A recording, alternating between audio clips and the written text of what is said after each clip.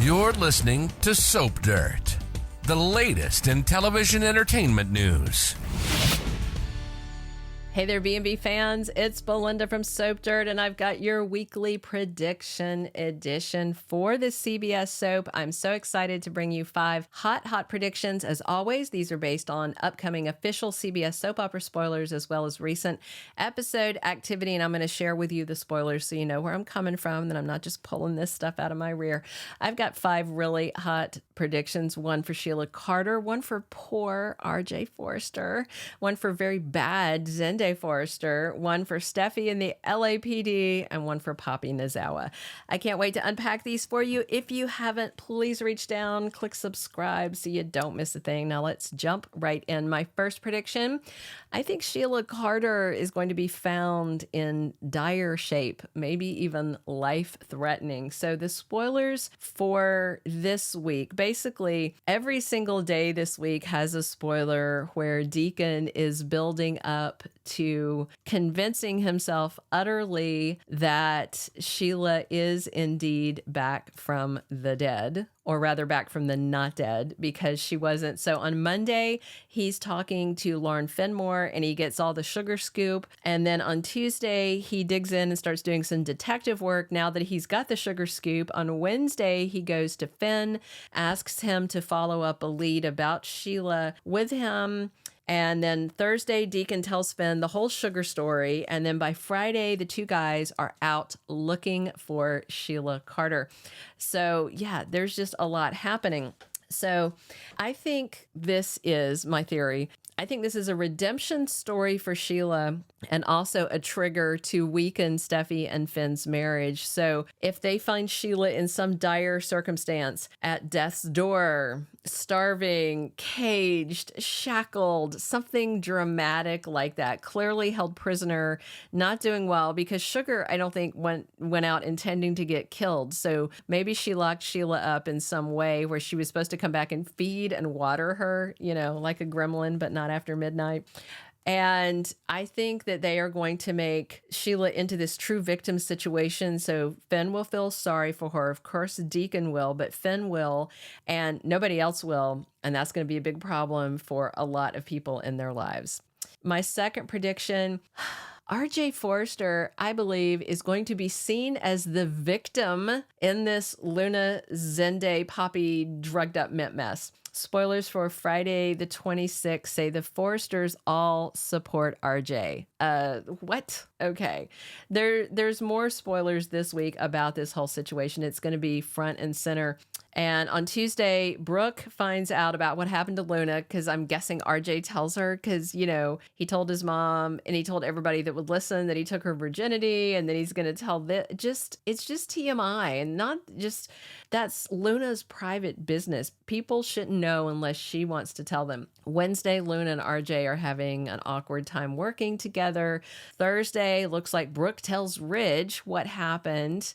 And then on Friday, that's when the Forresters all support RJ. To me, this is nuts. Earlier in the week, based on the weekly promo, Brooke is comforting Luna and telling RJ this is not her fault at all. But with the family rallying around RJ the way this spoiler has written, it sounds like he's being petted and coddled. But I want to be clear, as far as I can see, the victim in this situation is Luna.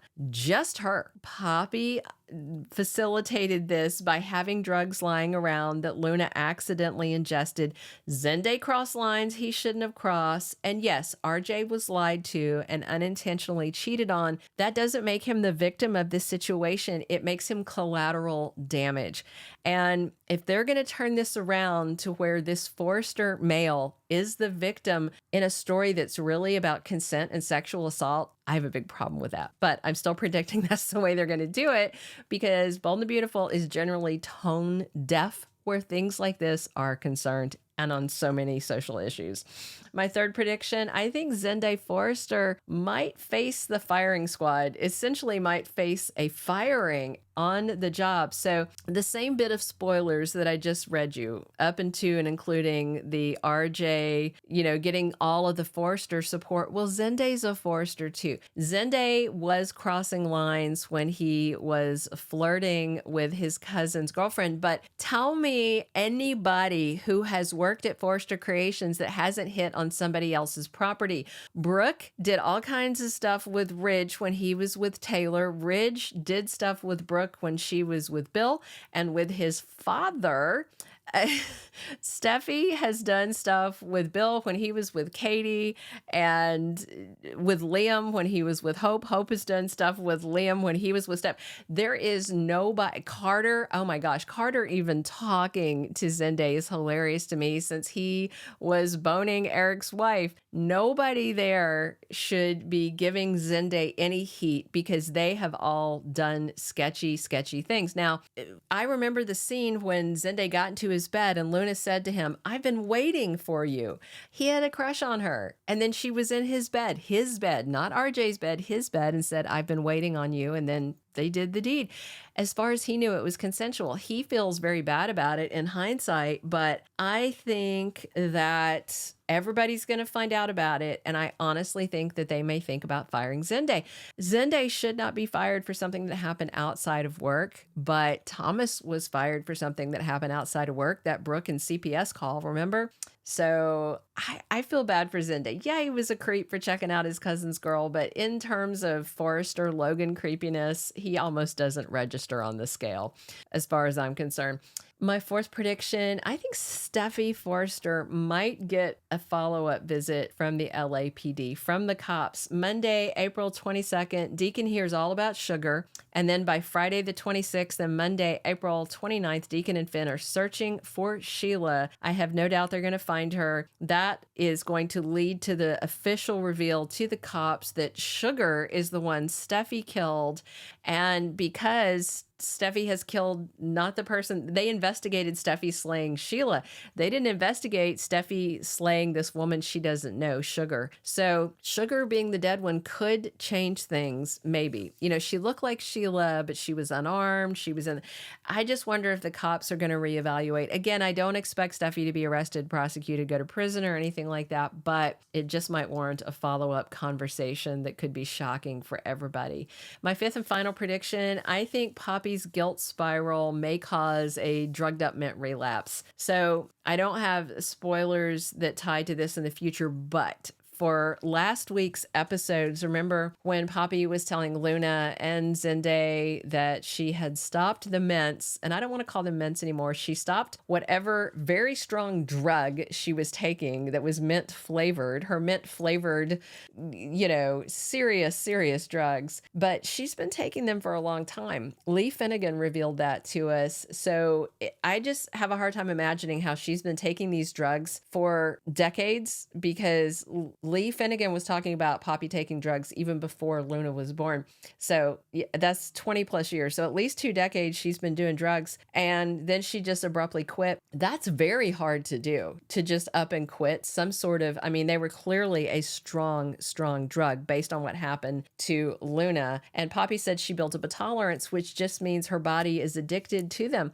And I think just the guilt over what happened with Luna, and then the guilt over her lying to her about who her dad is for so long, I could totally see Poppy having some kind of mint flavored drug relapse. Those are all of my official Soap Dirt predictions for the week.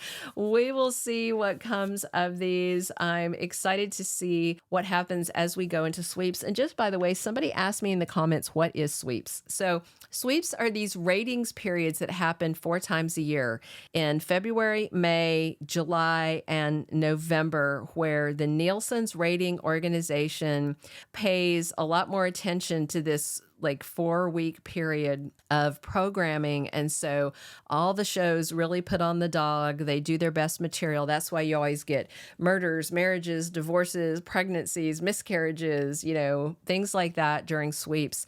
because they want to ramp up the ratings, because those ratings during sweeps determine the rate the advertisers pay for the coming quarter. And that's why there's 4 sweeps periods a year.